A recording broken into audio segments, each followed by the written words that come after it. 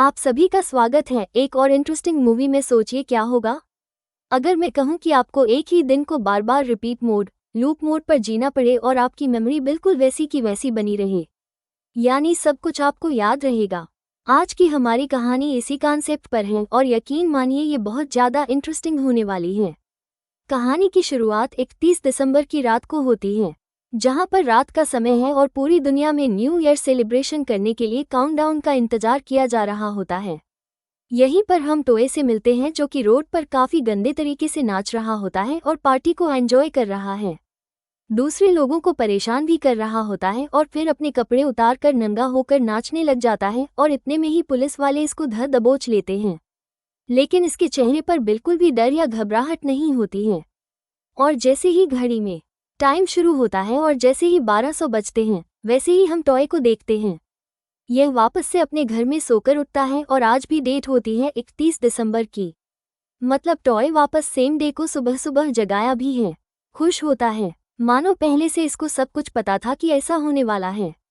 इसकी बहन को जाकर परेशान करने लग जाता है, पर जितने भी यहाँ पर एक्शन हो रहे होते हैं ना, ऑलरेडी सब जानता ही है कि क्या क्या होने वाला है, क्योंकि यह सेम डे को कई बार जी चुका है और इसको सब कुछ पता है।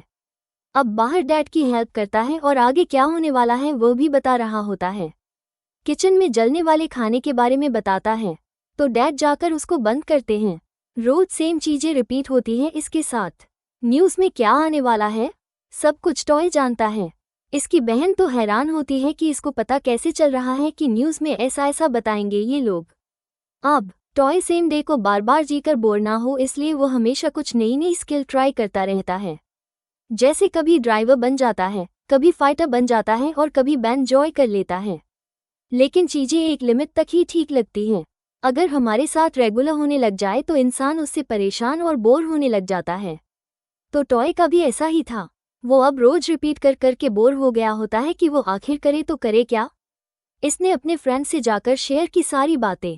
इसका फ्रेंड गेमर होता है और यह किसी भी बात को गेम से रिलेट कर देता है, तो कहता है कि देखो जैसे गेम में एक प्रॉब्लम आने पर हम उसका डाटा इरेज कर देते हैं और फिर से ट्राई करते हैं ताकि वो स्टार्ट हो जाए, तो तुम भी कुछ ऐसा ही करो। टॉय को उसकी ज़्यादा बात समझ तो आती नहीं, लेकिन वो ये कहता है कि ठीक है, और इसके दिमाग में आता है क्यों ना मैं मर जाऊं। अगर मैं मर जाता हूं तो क्या पता सब कुछ इरेज हो जाए और वापस से सब कुछ नॉर्मल हो जाए। ओके, अब ये जाता है और ट्रक से टकराने की कोशिश करता है, लेकिन हिम्मत नहीं हो रही होती। और तभी एक कार आकर इसको उड़ा देती है और कार से निकलती है एक लड़की जो कि बहुत सुंदर होती है और इसकी नज़रें अटक जाती हैं उस लड़की के ऊपर। तो यह मरने वाला होता है। वो लड़की बोलती है घबराओ मत, कल तुम फिर से जिंदा हो जाओगे। टॉय काफ़ी शौक होता है, कौन है ये लड़की, क्या ये भी मेरे जैसे लूप में फंसी हुई है। और इसकी आंखें खुलती हैं और फिर से वही रूम में आ गया होता है। लेकिन इस बार सब कुछ अलग होता है। तो ये काफ़ी कंफ्यूज है कि आखिर वो लड़की कौन थी और उसको कैसे पता था कि मैं फिर से कल जिंदा हो जाऊंगा। क्या हो रहा है यहाँ पर, मेरे जैसे और लोग तो नहीं है कहीं। तो सेम टाइम पर इंसिडेंट लोकेशन पर पहुंच गया होता है और यहाँ से वो ट्रक तो निकलता है, लेकिन वह लड़की नहीं आती आज काम लेकर। तो ये सोचने लगा कि आज वो आए क्यों नहीं। तो इधर उधर खोजने से देखता है कि यह एक लेडी के साथ लड़ाई कर रही होती है एक कुत्ते को लेकर। लेकिन वो कुत्ता किसका है इन दोनों में से किसी को नहीं पता। हालांकि वो लेडी को दे दिया जाता है और टॉयलेस को कहा कि तुम्हें याद हो कल वाला जो मर गया था, तुमने एक्सीडेंट कर दिया था, हम दोनों टाइट नूब में फंसे हुए हैं। लड़की ने कहा छिछोरे हो तुम जैसे लड़कों को मैं अच्छे से जानती हूँ जो कि न्यू आइडियाज़ खोज कर लड़कियों से बातें करने का तरीका निकाल लेते हो। टॉय ने कहा कि नहीं नहीं नहीं, मेरी बात मानो, और ये लड़की भी होती है। टॉय यकीन दिलाने के लिए इसको एक जगह पर ले जाता है और बोलता है तुम्हारे सर पे भी एक पंप गिरेगा, और ऐसा होता भी है, लेकिन वे इसकी बातों को बिल्कुल सीरियस नहीं ले रही होती है। टॉय ने कहा कि यह तो कितना अच्छा है ना, कितना मज़ा आएगा, लाओ मुझे अपना नंबर दे दो, और वी नंबर देकर चली जाती है। टॉय बहुत खुश होता है, घर आ गया होता है।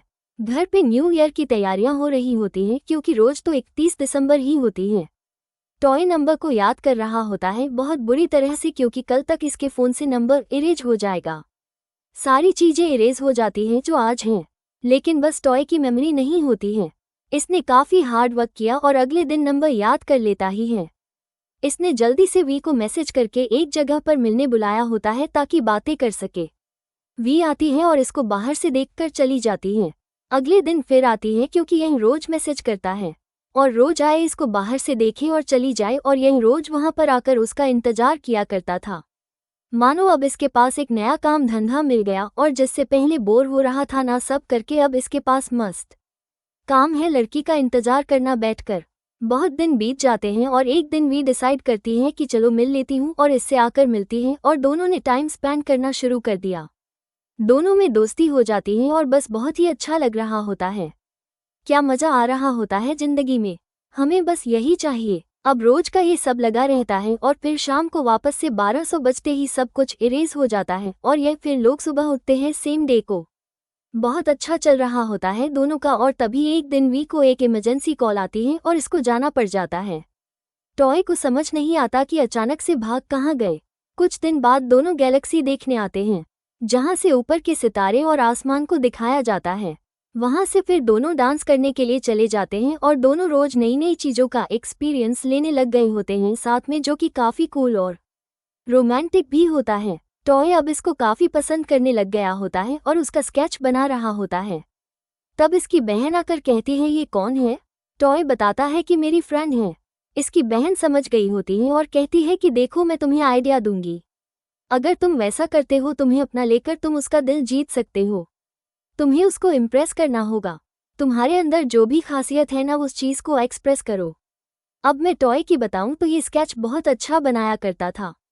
टॉय ने अपने सभी अच्छे मूवमेंट जो इसने उसके साथ बिताया होता है उसको एक वॉल पर जाकर स्केच कर देता है और वी को बुलाता है रात को दिखाने के लिए।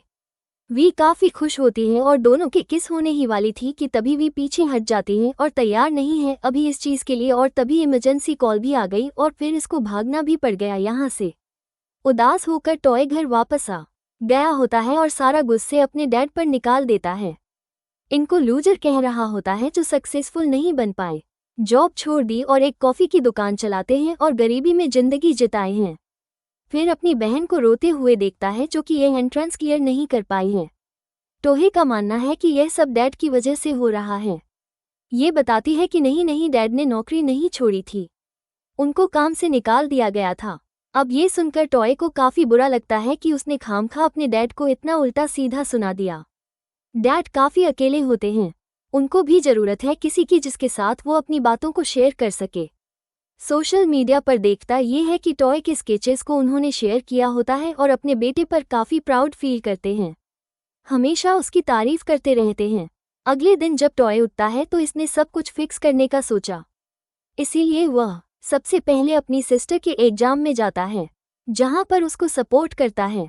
जब वो प्ले कर रही होती है और यह इस बार अच्छा करती है, इसका सिलेक्शन हो जाएगा।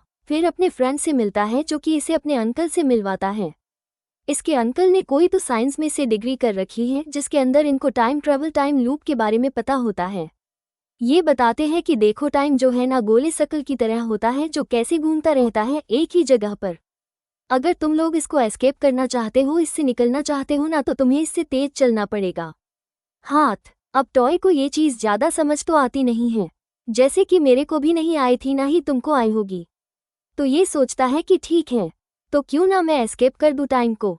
तो ये टाइम को चकमा देने के लिए ऐसी कंट्री खोजता है जहाँ पर न्यू ईयर इनकी कंट्री से 2 घंटे पहले ही आ जाता हो और वो कंट्री थी जापान। ये सबसे पहले जाता है वी को और सब कुछ बताता है कि अब मौका मिल चुका है तो चलो हमें जल्दी से जापान जाना होगा और रात को लेकर उसको फ्लैट में बैठ जाता है जापान जाने के लिए और कहता है कि शायद सब कुछ कल नॉर्मल हो जाएगा और हम दोनों नॉर्मली अब जी पाएंगे।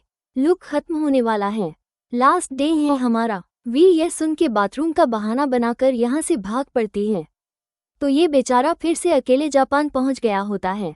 सीन वी पर आता है और हम देखते हैं इसकी आंखें खुलती हैं हॉस्पिटल के अंदर जहां पर यह रोज उठा करती है, रोज सेम डे को रिपीट करती है। इसकी मॉम बीमार होती है इसीलिए वी को यहाँ पर रहना पड़ता है इनकी देखभाल करने के लिए। यहाँ टॉय जापान से वापस आ गया होता है, इसको कुछ भी फायदा नहीं हुआ, कुछ ट्रिक काम नहीं की क्योंकि मेरे को शुरू में पता था कि अंकल की बात है। भाई आता है, वापस अंकल से मिलता है और अंकल को अच्छी तरीके से पीट देता है।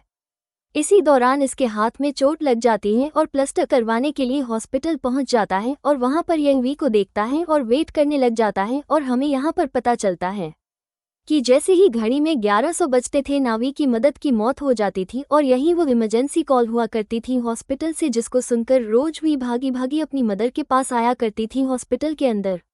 वी ने अपनी मॉम से भी टॉय के बारे में बताया। कहा कि मैं उसका बार बार दिल तोड़ देती हूँ, मेरे साथ रहना चाहता है लेकिन मैं वहाँ से भाग जाती हूँ।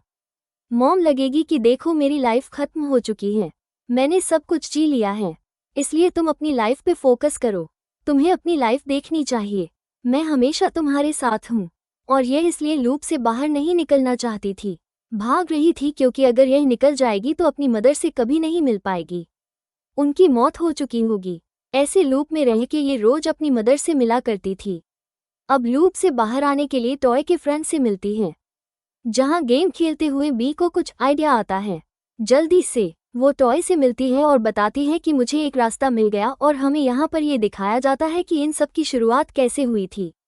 एक रोज वी फ्लावर्स खरीद रही थी, तभी हॉस्पिटल से कॉल आती है कि आपकी मदर की तबीयत बहुत खराब हो गई है, उनकी थोड़ी देर बाद मौत हो जाएगी तो आप आ जाओ। वी रोते हुए और पहुंचती है लेकिन इसकी मदर मर चुकी होती है और यह चिल्ला चिल्लाकर गॉड से कहने लग जाती है कि प्लीज़ मुझे थोड़ा और टाइम दे दो, मैं अपनी मदर से मिलना चाहती हूँ, बातें करना चाहती है। और बस यह आंखें बंद करती है और अगली सुबह उठती है और इसकी मदर जिंदा होती है। तभी से ये लूप में फंसी हुई है और फिर हम इन दोनों को देखते हैं। आज भी टॉय को लेकर अपनी मदर के पास आती है, अपनी मदर से मिलवाती हैं और फिर ये लोग बाहर जाते हैं न्यू ईयर सेलिब्रेट करने के लिए।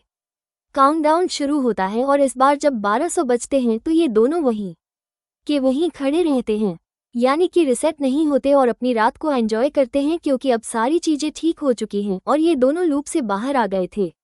लेकिन मुझे एक बात इस मूवी के अंदर समझ नहीं आई और तुम्हें आए तो मुझे ज़रूर बताना कि मान लो उसकी बहन जो कि है वो फेल हो गई थी, ठीक है ओके, तो उसने अगले दिन जाके उसको चेयर अप किया, वाओ रे तुम वैसा कर लोगे।